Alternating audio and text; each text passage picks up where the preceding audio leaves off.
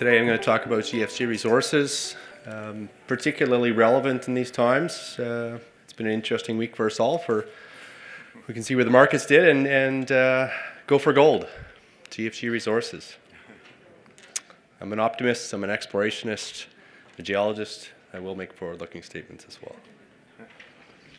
I like to introduce our story by looking at this graph. This is exploration trends and how much gold is being mined in the world, and I think that's relevant. It's relevant for a few points. It's relevant because we're still mining a lot of gold and we're not finding a lot of gold. And that really translates to an end point of that relevant gold deposits will be acquired. And it really is why we set up GFG 3 years ago. We set it up to be district scale explorers. We targeted jurisdictions that we felt were high endowment. And we're going about it by doing something different, looking at systems differently, looking with partners like Newcrest, looking under deep cover. These are where we'll find relevant gold systems these days. We're focused in North America, and we have two key assets. One in Wyoming, which is an alkaline gold system in partnership with Newcrest, and the other in Timmins, Ontario, where we are the largest landholder outside of Newmont. We're an experienced team and board. We've found ore bodies, ran mines, and been involved in a lot of transactions to generate wealth for our shareholders. We're looking at district scale opportunities in world-class belts, tier 1 systems, and we're being aggressive whilst we're going to go about that. And by that I mean we're a 15 million market cap company and we spent $9 million last year Canadian. And a good chunk of that's coming out of Newcrest. To the point, 110 million shares out. A few warrants there. We have cash in the bank, about $2.5 million as we speak today. Strong shareholder base, Swiss-based, US global, Lundins, insiders, founders. So we've got a good base there. We spent much of last year focused on drilling gold and finding shareholders. It's not an easy market. We successfully made a mountain in our share price and came back off it in January. So a little detail to that. We had results pending in January of this year. Released what I thought was pretty good results. Buy the rumor, sell the news was what I think we would have seen. And today we find ourselves at 11.12 cents. And I think there's immense value there. This company has two key projects, great people, and cash in the bank. Most of us ran Claude Resources before. I was the CEO of Claude, and that was acquired by Silver Standard. A great team and a great board, and we've been involved in a lot of successful companies. The first key asset I'm going to talk to you about is in Timmins. And I like to look at this belt and say this is 120 million ounces of gold. And there's not many areas in the world where you find that much gold in the crust. And as an explorationist, there's more to be found there. So we went about acquiring this land position 2 years ago through 4 transactions, and we are the area in red. It's 700 square kilometers. It's within trucking distance to the Timmins infrastructure of Newmont and Pan American. It is flanked to the west of us in purple by the Borden block, which is Newmont as well. To the south of us, Cote Lake, which is being more positively talked about recently out of IM Gold. And a little more decently to the east, Alamos. So this is elephant country.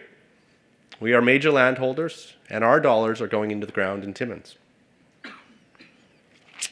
And we put the thesis together through transactions and set about exploring it and doing something different, because this is all covered in till. 5, 10, 15, 20 meters of till. So we have 700 till samples. And the reality is we could have went out here and sampled these and found nothing, but we found multiple anomalies that are of the same magnitude that sit on large-scale systems like Borden, like Rainy River. And we have a number of these on our property, and it's allowed us to vector in. And we've been here for 2 years and drilled 12,000 meters. And we've had economic hits in some of our new discoveries, particularly at the HGM in Crawford area and out at Slate Rock. And as I'm moving forward through this year, we will see drill meterage go into a number of those targets. The Deerfoot corridor is essentially the Porcupine-Destor Fault Zone. And for those of us that know the Abitibi, this is what controls gold mineralization in Timmins.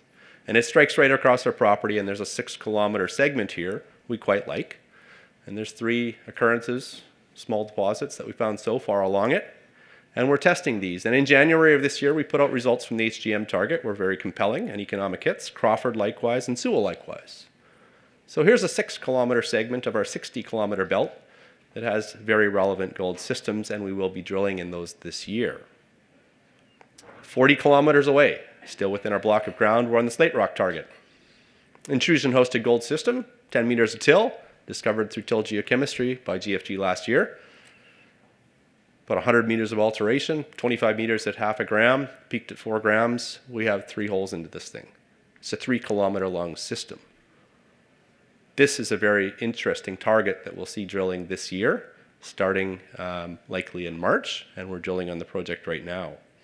A number of other targets like Broadway that we generated across the property that will also see meterage this year. I think you get the point. $2 million going in the ground this year. We're financed to execute this program. We're going to drill test 5 properties. We've already had economic hits on 3 of those. And then we're going to drill again in Q3 and Q4, and we're financed to do that as well. This is a well-funded vehicle that is putting their money into ground where we think there have been very large systems to be found.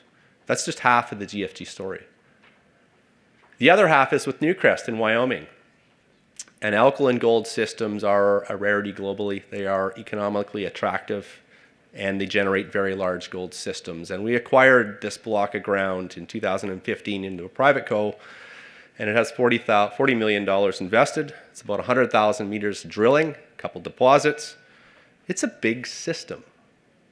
That being said, we're a small company, so we went to find the right partner. Newcrest came in, and we've been in joint venture with them for 18 months. To date, the minimum spend they would have had in the option phase was $2.6 million, and we've spent $5 million US already in the ground. We recently extended the agreement through to March 1st, and that was really due to budget timing and of a mutual agreement between GFG and Newcrest. So on May 1st, we'll get some notice from Newcrest as to whether they enter into the option phase and write us a $500,000 check and continue to spend to earn into 51%.